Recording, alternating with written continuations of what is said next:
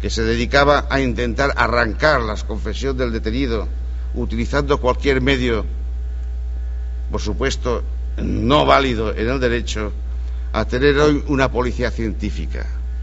Ello ha sido así porque con esta sentencia nos cargamos en la práctica la prueba tasada que venía rigiendo en nuestro sistema procesal penal, teóricamente acusatorio y en la práctica había devenido en absolutamente inquisitivo.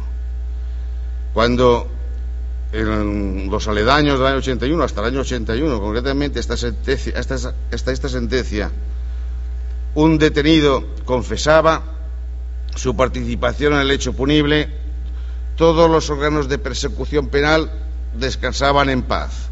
Ese detenido era condenado, era irremediablemente condenado, porque ese interrogatorio policial sería ratificado ante el juez de instrucción en su declaración indagatoria, y ese reconocimiento del hecho, esa confesión, constituiría la declaración primera del auto de procesamiento, el resultando de hechos probados del auto de procesamiento. De ahí pasaría a la conclusión primera del escrito de acusación del fiscal, y esa conclusión primera del escrito de acusación del Ministerio Público se convertiría en el resultando o declaración de hechos probados de la sentencia de condena. No hacía falta ya realizar ninguna ulterior actividad probatoria. El detenido que en España, en la España de Franco, confesaba su hecho en la comisaría de policía, era ya sentenciado pro futuro, de manera que, como decía antes, el juicio oral no servía para nada, se convertía en un mero apéndice de la fase instructora.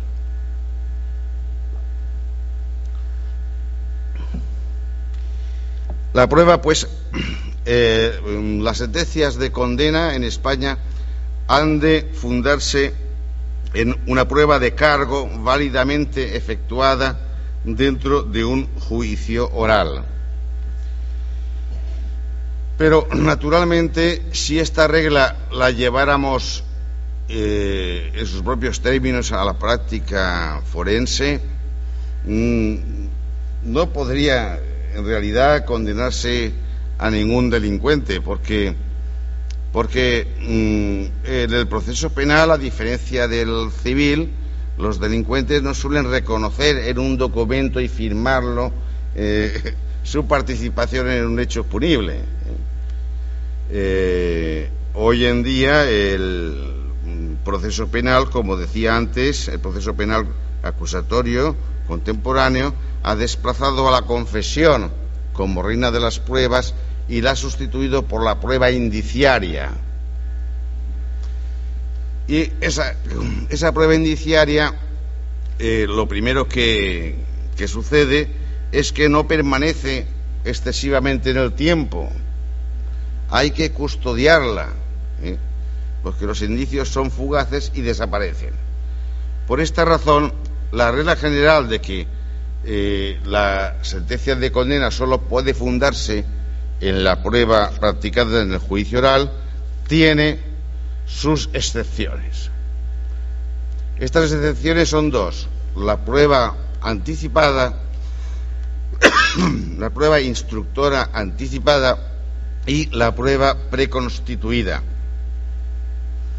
Son actos de prueba que no se practican en el juicio oral, sino en la fase instructora, pero que tienen la virtualidad de poder desvirtuar la presunción de inocencia, de ser idóneos para poder fundamentar una sentencia de condena. Ambos actos de prueba preconstituida y anticipada tienen un presupuesto material común, tienen un común denominador: versan siempre sobre hechos que por su fugacidad no pueden ser trasladados al juicio oral, no pueden reproducirse en su genuidad el día de la realización del juicio oral. pero se diferencian por su naturaleza. Los actos de prueba anticipada son actos de prueba de carácter personal, en tanto que la prueba preconstituida tiene un marcado carácter documental. En realidad, los supuestos de prueba instructora anticipada son dos. Es el caso de la imposibilidad de que un testigo presencial pueda prestar su declaración en la fase de juicio oral porque por algún motivo, normalmente por enfermedad o por ausencia o por su residencia en el extranjero, no podrá declarar en su día ante el tribunal sentenciador.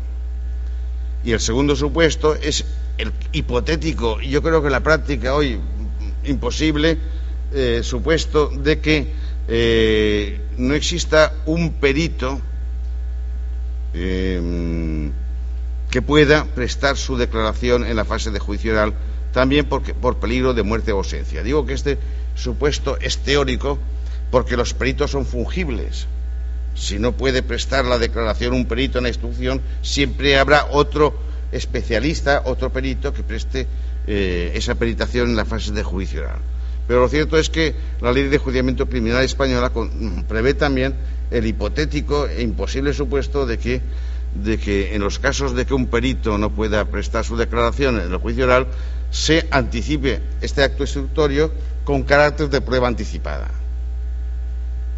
Y esa prueba anticipada ha de practicarse dentro de la instrucción bajo similares principios a los que adornan la prueba en la fase de juicio oral. Ha de practicarse bajo la inmediación de un órgano imparcial, del juez de instrucción, y bajo la vigencia de los principios de contradicción y de igualdad de armas. La Ley de Enjuiciamiento Criminal del año 1881, como he dicho antes, exigió desde aquella fecha que en tales supuestos, cuando el testigo por enfermedad estuviera en peligro de muerte, que el juez de instrucción le prestara declaración, si fuera necesario, en su propio domicilio o en el hospital, pero que con la intervención del abogado defensor, que proveyera de abogado al imputado para que compareciera ante el testigo enfermo y pudiera formular sus preguntas. En la práctica forense, además española, ese acto de prueba anticipada se hace bajo el sistema de la cross-examination, del interrogatorio cruzado. Una declaración de un testigo como acto de investigación se diferencia de una declaración sumarial de un testigo como acto de prueba anticipada, en que las partes no tienen ya por qué formular sus preguntas al juez y éste al testigo, sino directamente fiscal o acusador particular y, por otro lado, abogado defensor, formulan directamente las preguntas ante el testigo, como si le estuvieran prestando declaración en la fase de juicio oral. Estos son los supuestos de prueba anticipada, de prueba instructora anticipada. Otro segundo supuesto, cuantitativa y quizá cualitativamente más importante, es el de la prueba preconstituida. La prueba preconstituida tiene por objeto el aseguramiento de las fuentes de prueba, la custodia de esos indicios, el reflejo de una determinada realidad externa que no puede ser trasladada, por su fugacidad también no puede ser trasladada al juicio oral y necesita un acto de recogida. Habrá adivinado fácilmente que me estoy refiriendo a todas las diligencias de recogida del cuerpo del delito.